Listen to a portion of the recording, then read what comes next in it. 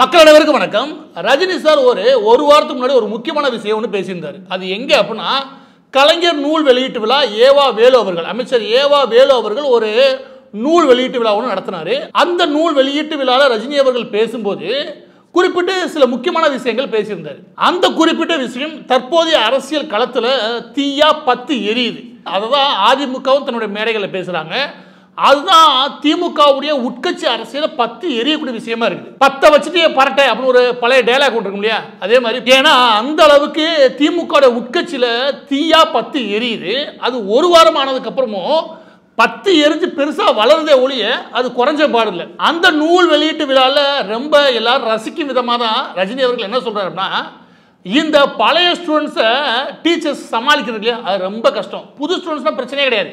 அந்த பழைய ஸ்டூடெண்ட்ஸு அதுவும் ரேங்க் வாங்கிட்டு நான் கிளாஸை விட்டு போக மாட்டேன்னு கிளாஸில் உட்காந்துருக்கான் பாரு, அவனை சமாளிக்கிறது ரொம்ப ரொம்ப கஷ்டம் அப்படின்னு ரொம்ப ரசிக்கும் விதமாக சொல்லியிருந்தார். அதோட ரஜினி சார் நிப்பாட்டி இருந்தானா பிரச்சனை கிடையாது. ஆனால் அவர் எடுத்துக்காட்டுக்கு துரைமுருகன் அவர்களை எடுத்து, துரைமுருகன் ஒருத்தர் இருக்காரு, அவர் கருணாநிதி கண்ணுக்குள்ளேயே எங்கள் விரலை விட்டு ஆட்டுவார்னு ஏதோ சொல்ல போய் லாஸ்ட்ல ஸ்டாலின் இதுக்காகவே உங்களை பாராட்டுறேன் அப்படின்னு பாராட்டு தெரிவிச்சுட்டு வச்சிட்டாரு. இதை ரஜினி அவர்கள் ரொம்ப தெரியாமலாம் பேசல, துல்லியமா யாரை அடிக்கணும்னு நினைச்சோ அதே மாதிரி அடிச்சு பேசியிருக்காரு அப்படின்னு சொல்லிட்டு திமுகவுடைய ஒரு தரப்பு, அது ஒரு தரப்புன்னு சொல்லக்கூடாது, மூத்தவர்கள் இருப்பாங்களே அந்த மூத்த அமைச்சர்களான தரப்பு தீயா கொதிக்கிறான்னு வச்சுக்கோங்க. அவர் துரைமுருகனை மட்டும் அடிக்கல, நிறைய பேர் சேர்த்து அடிக்க முயற்சி பண்றாரு. அது எதனால் நமக்கு தெரியல. ஒருவேளை ஸ்டாலின் அவர்கள் சொல்லி கூட ரஜினி சாரை பேசியிருக்கலாம். இப்படி ஏகப்பட்ட விவாதங்கள் உள்ள போகுது. எது எப்படியோ கடந்த 30 வருஷ அரசியல்ல ரஜினி அவர்களுடைய பேச்சாகட்டும் இல்ல அவருடைய செயல்பாடாகட்டும் அவருக்கே தெரிஞ்சோ தெரியாமலோ இந்த அரசியலோடையே தான் நகருது. அரசியல் அவர் என்ன பேசலாம் பத்து எரியுன்னு வச்சுங்க. உண்மையிலேயே இது திமுகக்குள்ள சலசலப்பை என்ன மாதிரி உருவாக்கி இருக்கு அப்படின்னு கேட்டீங்கன்னா, ரொம்ப சிம்பிளா சொல்லணும்னா, இப்ப ஸ்டாலின் அவர்களுக்கு அடுத்து உதயநிதி கொண்டு வரதுக்கான முயற்சியில் இருக்காங்க தீவிரமா. உதயநிதி வரும்போது ஸ்டாலின் அவர்களுக்கு இருந்த நெருக்கடி இருக்குல்ல, அந்த நெருக்கடி எதையுமே இருக்கக்கூடாது அப்படின்னு அவருடைய குடும்பத்தில் நினைக்கிறாங்க. ஏன்னா அது அவங்க குடும்ப கட்சி, அவங்க என்ன நினைக்கலாம். அப்போ உதயநிதி வரும்போது அந்த மாதிரியான பிரச்சனைகள் இருக்கக்கூடாதுன்னா யார் யாரெல்லாம் இடைஞ்சல் தருவாங்களோ அந்த ஆளுகளை காலி பண்ணணும். யார் இடைஞ்சல் தருவா? மூத்தவர்களாக இருக்கக்கூடிய அது கட்சியில் அனுபவமா இருக்கேன், நான் அவரோட சுத்தினேன், அண்ணா ஒரு பின்னாடி நின்றேன், முன்னாடி நின்றேன் இப்படின்னு தெரிவாங்க இல்லையா, இவங்களதான் முதல் காலி பண்ணணும் அப்படின்னு அந்த குடும்பம் நினைக்குது. இதுல திமுகவில் மிக மூத்த தலைவர்களாக இருக்கிறது முதலாவது துரைமுருகன் அவர்கள், அதுக்கப்புறம் நேரு, அதுக்கப்புறம் ஐ பெரியசாமி, அதுக்கப்புறம் பொன்முடி, அதுக்கப்புறம் வேலு, அதுக்கப்புறம் தாமு அன்பரசன், அதுக்கப்புறம் அனிதா ராதாகிருஷ்ணன், அதுக்கப்புறம் சக்கரபாணி. இவங்களாம் இதில் மிக முக்கியமானது வச்சுக்கோங்க. டிஆர் பாலு, நேரு, ஐ பெரியசாமி, துரைமுருகன், பொன்முடி, ஏவா வேல் இருக்காங்களே, இவங்கெல்லாம் கொஞ்சம் அடக்கி வைக்கிறது அவசியம். ரொம்ப மிக முக்கியமா இவங்களோட வாரிசுகளா வராங்களே, இவங்களை கணக்கச்சிதமா கணக்கிடணும். அதுல டிஆர் பாலு அவர்களுடைய மகன் டிஆர்பி ராஜா அவர்கள் அமைச்சராக வந்துட்டாரு. மற்ற யாரும் அமைச்சராக வாய்ப்புகள் கிடையாது, ஆக விடுறதுக்கான வாய்ப்புகளும் கிடையாது. அதுல மிக முக்கியமான ஆளு துரைமுருகன் அவர்களுடைய மகன் கதிரானந்த் அவர்கள். துரைமுருகன் ஆகட்டும் இல்லாட்டி கதிரானந்த் ஆகட்டும், இவங்க இருக்கக்கூடிய அந்த காட்பாடி பகுதி இருக்கு இல்லையா, அந்த பகுதியில் வேலூர் பகுதிகளில் இவங்களுடைய வளர்ச்சியை பெரிய அளவில் மட்டப்படுத்துறதுக்கும் மிக முக்கியமாக உதயநிதி அவர்களுக்கு நெருக்கமான நபர்களை வளர்த்தெடுக்கிறதுக்கு விரும்புறாங்க. இது என்ன மாதிரியான அரசியல்? இந்த அரசியல் எந்த இடத்துல ரஜினி அவர்களுடைய பேச்சு தீயா பத்த வைக்குது அப்படின்னா, இது என்ன நினைக்கிறாங்க அப்படின்னா, அதாவது திமுக தலைமை குடும்பம் என்ன நினைக்கிறாங்க அப்படின்னா, இந்த மூத்த தலைவர்கள் சொல்லிக்கிட்டு அவங்களோட வாரிசுகள் வராங்களே, இவங்க என்ன பிரச்சனை நடக்கும் அப்படின்னா, இவங்களுக்கு என்ன பிரச்சனை இருக்கும் அந்த பிரச்சனை தான். அதாவது கருணாநிதி வேற, கருணாநிதி மகனா வர ஸ்டாலின் வேற, கருணாநிதி அவரோட பேரனை வர உதயநிதி வேற. ஏன்னா இவங்க சொகுசு பேர் வழிகள், அவரு களத்துல இருந்து வந்தவர், அதனால களம் என்னன்னு தெரியும், அவரோட சண்டை என்னன்னு தெரியும், களத்துல இறங்கி வேலை பார்க்கறதுனா என்னன்னு தெரியும். இந்த சொகுசு பேர் வழி ஆறாங்களே, இவங்களுக்கு களத்துல போய் வேலை பார்க்கல ஒரு பெரிய இடர்பாடு உண்டு. அதுதான் உதயநிதிக்கு வச்சுக்கோங்க. அந்த மாதிரியான நிலைமை எல்லா மாவட்டத்திலும் இருக்கக்கூடாது. அதாவது ஐ பெரியசாமி மகன் செந்திலையோ இல்லாட்டி காட்பாடி பகுதியில் துரைமுருகன் அவர்களுடைய மகன் கதிரானந்தியோ இல்லாட்டி பொன்முடி அவர்களையோ, விழுப்புரம் பகுதியில் பொன்முடி அவர்களையோ இல்ல திருச்சி பகுதியில் நேரு அவர்களையோ, இவங்களுடைய மகன்கள் இல்லை இவங்க சம்பந்தப்பட்ட நபர்களுக்கான இவங்களை வளர்த்தெடுக்கிறது இல்லையா, இதுல பெரிய லெவலில் திமுக தலைமை குடும்பத்துக்கு ஆர்வம் கிடையாது. அவங்களோட அதை சோழியை முடிச்சிடணும். அதோட முடிஞ்சதா, அதுக்கப்புறம் உதயநிதிக்கு யார் அடிமையா இருக்காங்களோ, யார் ஃபீல்டில் போய் வேலை பார்க்க தகுந்தவங்களோ அவங்கள கொண்டு வரதான் சாதுரியமானது. இது அரசியல் ரீதியாக திமுக தலைமை குடும்பம் எடுக்கக்கூடிய சிறப்பான முடிவு. அந்த முடிவு எடுக்க வேண்டிய அவசியம் அவங்களுக்கு இருக்கு, அது தப்போனும் கிடையவே கிடையாது. ஆனா அதற்காக இந்த சீனியர் இருக்காங்களே, இவங்களை எல்லா பத்தியும் கொஞ்சம் ஓரமா உட்கார வைக்கிறக்கான வேலையும் அதுல பவரை புடுங்குற வேலை இருக்கு இல்லையா, இந்த வேலைகளை தீவிரமா கடந்த 3 வருஷமா திமுக தலைமை குடும்பம் பாக்குது. ரஜினி அவர்கள் பேசுனதுமே துரைமுருகன் அவர்களுடைய ரியாக்ஷன் பத்தி வச்சுங்க, வெளியே வந்து பல்லு போனவங்க வயசானவங்க நடிக்கிறதுனால இளைஞர்களுக்கு வாய்ப்பு இல்லாமையா போச்சு அப்படிதான் அவர் சொன்னாரு. அப்படி சொல்லிட்டு போவார். எனவே அவர் என்ன சொல்றாரு அப்படின்னா, எங்களால இளைஞர்களுக்கு என்ன பாதிப்பு அப்படின்ற விதமா அவர் பேசிட்டு போயிருந்தாரு. அந்த விதமாக துரைமுருகன் பேசக்கூடிய ஆள் கிடையாது. நீ நல்லா கவனிச்சீங்கன்னா எல்லா செய்தியாளர் சந்திப்பையும் நகைச்சுவா நடத்திட்டு போயிடுவார். ஆனால் இந்த விவகாரத்தை இவ்வளோ தூரத்துக்கு கொதிக்கிறதுக்கு காரணமே இவரமான தட்டி விட்டு காந்தி அவர்களுடைய மகன் வினோத் காந்தி நினைக்கிறேன் அந்த குடும்பத்தை வளர்த்தெடுக்கிறதுக்கு உதயநிதி முயற்சி பண்ணுறாரு. ஏன்றதுக்கு பதில் நான் முன்னாடியே சொல்லிட்டேன். ஏன் துரைமுருகனோட மகன் என்ன சொல்லுவார், எங்கள் அப்பா தான்டா முரசொலியுடைய கட்டடம் கட்டுறதுக்கு காரணமே எங்கள் அப்பா தான் செங்கல் எடுத்து வச்சான்னு சொல்லுவாங்க. இது தேவையாது, உங்கள் அப்பா எடுத்து வச்ச செங்கலுக்கு நீ ஊர் ஊராக பல மாளிகைகளை கட்டிட்ட, அதோட போதும், நீ கொஞ்சம் விலையை நில்லு, அப்புறம் எங்கள் குடும்பத்துக்கு டிஸ்டர்ப் பண்ணாத அப்படின்னு சொல்லிட்டு அவங்களுக்கு ஏற்ற அடிமையாக தான் தேடணும். எனவே அந்த பகுதியில் காந்தி அவருடைய குடும்பத்தை வளர்த்துருக்கான முயற்சியில் உதயநிதி அவர்கள் ஈடுபடுறாரு அப்படின்ற ஒரு சச்சரவு உண்டானா உண்டு. அது நிஜமான நிஜம். ஏன்னா காந்தி அவருடைய மகன் வினோத் காந்திக்கு மாநில அளவில் பொறுப்பு இருக்குது.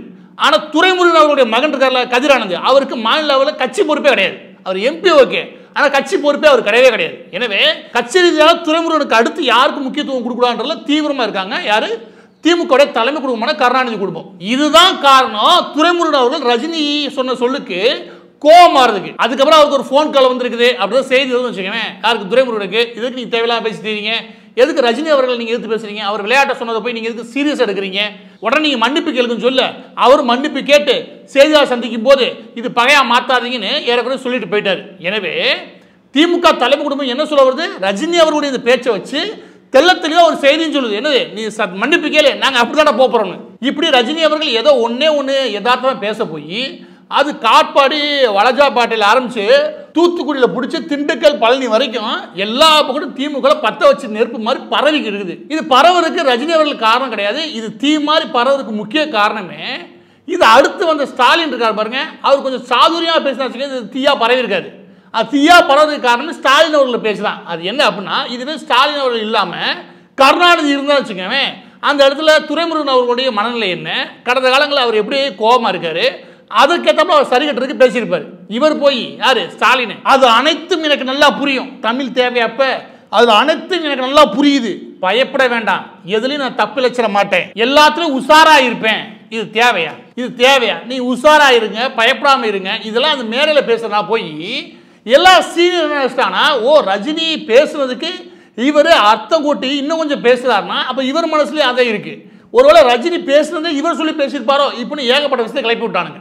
எனவே இது தீயா பரவதுக்கு வேற யாரும் கிடையாது, காரணம் ஸ்டாலின் அவர்கள் தான் காரணம். இது போக 10,000 உதயநிதி வேற பேசியிருக்காரு. எனவே சீனியர்கள் மத்தியில் இதெல்லாம் தீயா பரவணும், இல்லாட்டி பேசப்படணும், இல்லாட்டி அவங்க யோசிக்கணும் அப்படின்றதுக்காக திட்டமிட்டு ரஜினி அவர்களோட பேச்சை இங்க தீயா மாத்துறது யாருமே கிடையாது, ஸ்டாலின் அவர்களுடைய குடும்பம் தான். இது மாற வேண்டிய அவசியம் இருக்கு அவங்களுக்கு.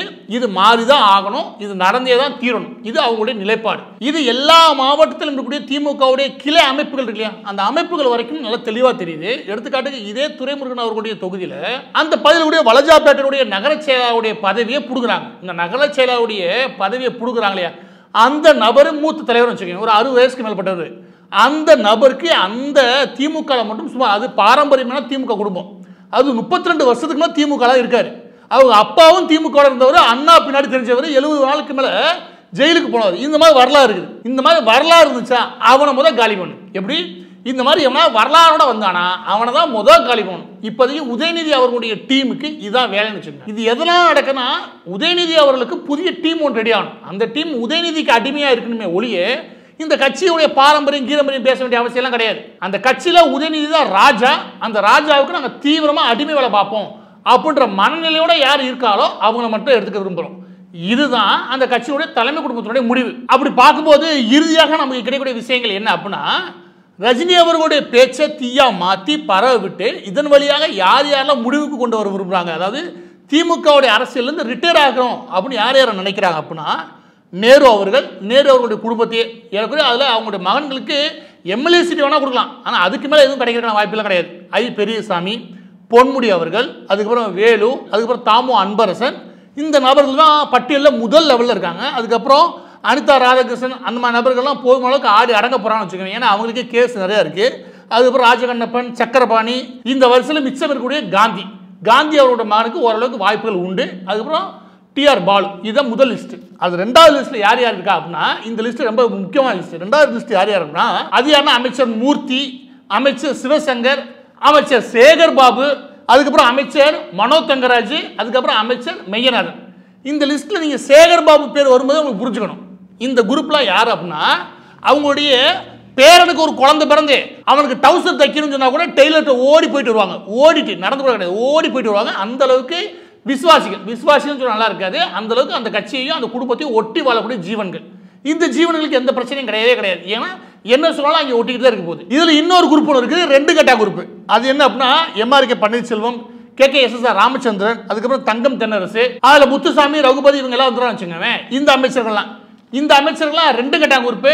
கொஞ்சம் இழுத்து அமுக்கணும்னா அந்த 2வது லிஸ்ட்டுக்கு போவே ஒழிய முதல் லிஸ்ட்டுக்கு வரக்கான வாய்ப்பே கிடையாது. எனவே இந்த முதல் லிஸ்ட்ல இருக்கக்கூடிய முதல் ஒரு 7லிருந்து 8 இடத்துல இருக்காங்களே, இந்த 8 இடத்துல இருக்கக்கூடிய நபர்களை முழுமையாக அந்த அரசியலில் ஓய்வு பெற வைக்கிறது தான். அவங்களா ஓய்வு பெறணும். நம்ம கூப்பிட்டு ஓய்வு பெறுங்க அப்படின்னு சொல்ல முடியாது. அவங்களா ஓய்வு பெறுன்ற மனநிலைக்கு கொண்டு வரக்காக திமுக தலைமை குடும்பம் முயற்சி பண்ணுது. அந்த காய் நகர்த்தல மிக முக்கியமான படியாக ரஜினி அவர்களுடைய பேச்சு இருக்குல்லையா, அதை திமுக தலைமை குடும்பம் பயன்படுத்த முயற்சி பண்ணுது. உண்மையில ரஜினி அவர்கள் தனிப்பட்ட நோக்கத்தோட எதுவும் பெருசாக தெரிவிக்கல, அதை சுவாரஸ்யமாக பேசுன்றதுக்காக அவர் சொன்னார். ஆனால் இவங்க இதை தாண்டா வாய்ப்புன்னு எடுத்து அந்த ரிட்டையர்மெண்ட் இருக்குல்லையா, அவங்க நல்லா ஓய்வு பெறக்கான வேலையில் தீவிரப்படுத்திருக்கிறது வேற யாரும் கிடையாது, திமுக தலைமை குடும்பம். எது எப்படியோ அரசியல் விட்டு என்னதான் ஒதுங்கி நின்றாலும் ரஜினி அவர்களை அரசியல் விட்ட பாடு இல்லை.